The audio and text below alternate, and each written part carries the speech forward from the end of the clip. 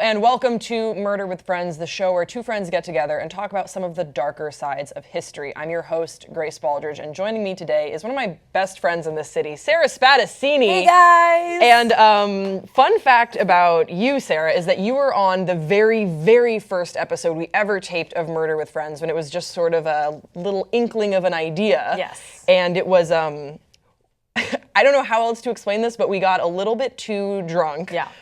We thought that this would be like a drinking show initially. This was about a year ago. And you know what? That footage is probably never going to see the light of day. But you're back here, and I'm very excited to have you back on. Tell us a little bit about yourself, just so people can get to know you. Well, guys, what's up? Like Grace said, I was on the very first episode of Murder with Friends. Kind of disappointed that we're not going to see the footage because we were a little bit tipsy driving home. At least I was. Doesn't matter. I could say it. What I want to say. Not much. I'm from Pittsburgh. I live out here. Grace and I went to college together, and she was a Zeta in college. She was in a sorority. I was not at all, but you were. What do you do out here?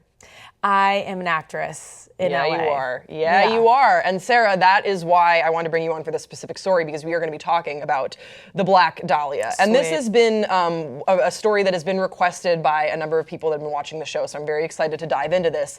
And off the bat, how would you describe what you know about Elizabeth Short, nicknamed the Black Dahlia? I didn't really know anything about her. I knew that there was a movie about her, which You knew a lot of the rumors, too. I know rumors, and I knew, they found her body in, a park in Los Angeles, and it was they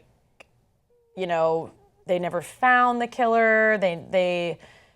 There's a lot of rumors surrounding her, and so I kind of just believed very surface-level information about her death. Mm-hmm. But I was excited when we got this because after diving in and researching her, there was just a lot of conspiracies and a lot of things that just don't add up.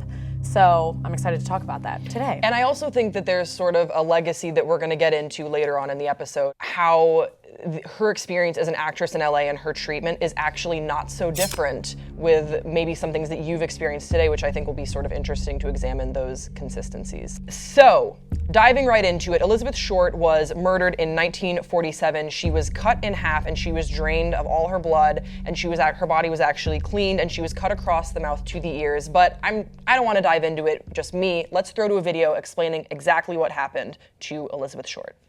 It was on the morning of January 15th, 1947, when police and press descended on Elizabeth Short's remains. She's discovered nude and posed, cut in half, mutilated. It was pretty gruesome. I just can't imagine someone doing that to another human being. Whoever killed the Dahlia drained her body of blood and scrubbed it clean. The only witness reported seeing a black sedan parked in the area in the early morning hours. At autopsy, investigators discovered that the body had been expertly bisected between the second and third lumbar vertebrae. So that gives you an idea of exactly what happened to Elizabeth Short. I know, it's gruesome to hear. I'm looking at your face. I know, it's uncomfortable. I'm smiling because I'm sad. I know, it's super uncomfortable. But let's talk about who Elizabeth Short was. Okay. Because let's honor her as a person and honor her memory. So Elizabeth Short, known as Betty, was born in 1924 in Massachusetts, and she always sort of dreamt of being in the movies or of being famous. She moved to LA when she was 19 years old, and she worked as an actress and sort of enjoyed the social scene.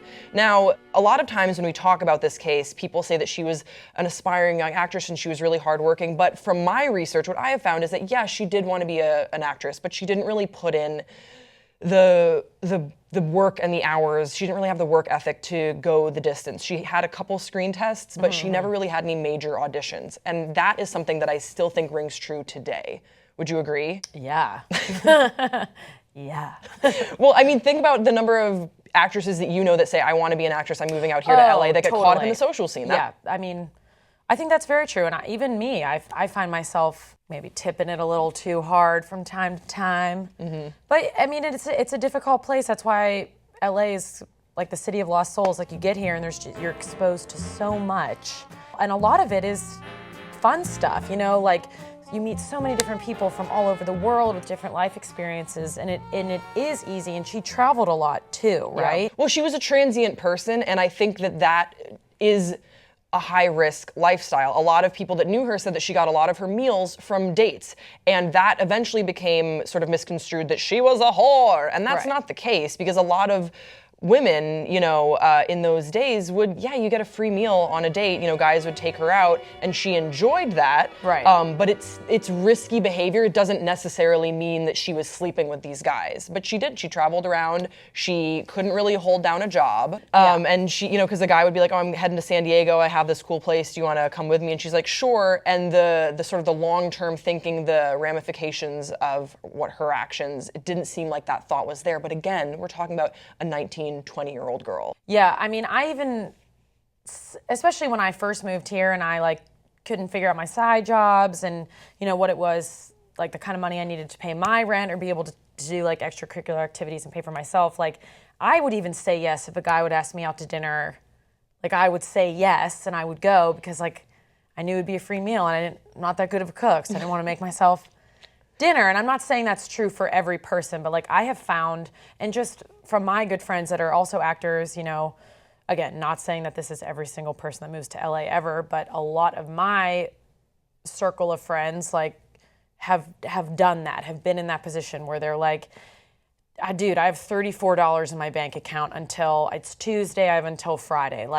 Yeah, and we're talking about a beautiful girl from a small town, from a modest family, a modest upbringing, comes to LA, and guys want to take out a beautiful girl, and she has all this attention, and she uses it, and I don't find any fault with that, even though I can recognize that it was absolutely risky. So let's talk a little bit about that risk and how it played into when she was last seen. She was last seen January 9th, 1947, and she was seen at the Biltmore Hotel. How did she get to the Biltmore Hotel? This is a kind of an interesting story to me.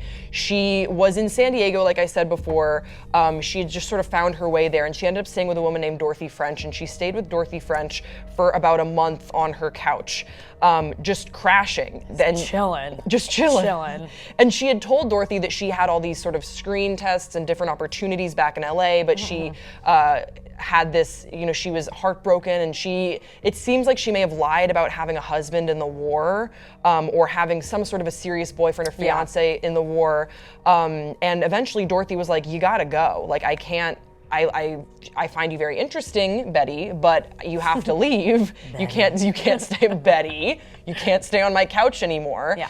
And so she takes off with a guy named Robert Manley, who drives her back to Los Angeles. Interesting fact about Robert Manley was married at the time.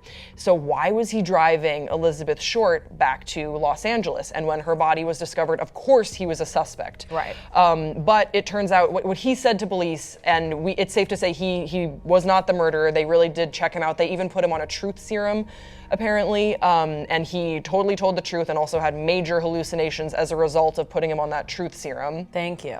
Yeah, LAPD. Thank you, Thanks. LAPD. I'm really glad they don't do that truth serum treatment anymore. It's like fucking science fiction. Yeah, that's bad.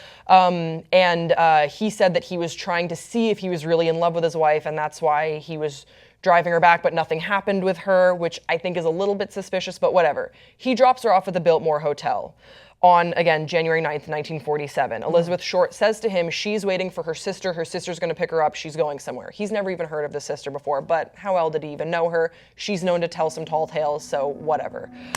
She's seen at the Biltmore Hotel. She talks to a bellhop guy there, and then she just walks down the street towards the location of an art gallery of what would be known to be a suspect in later investigations. But, I mean, she was walking in a direction, and then she was last seen, and then her body was discovered a week later. And when we come back, we're going to talk a little bit more about the discovery of the body and the aftermath to the murder of Elizabeth Short. Don't go away.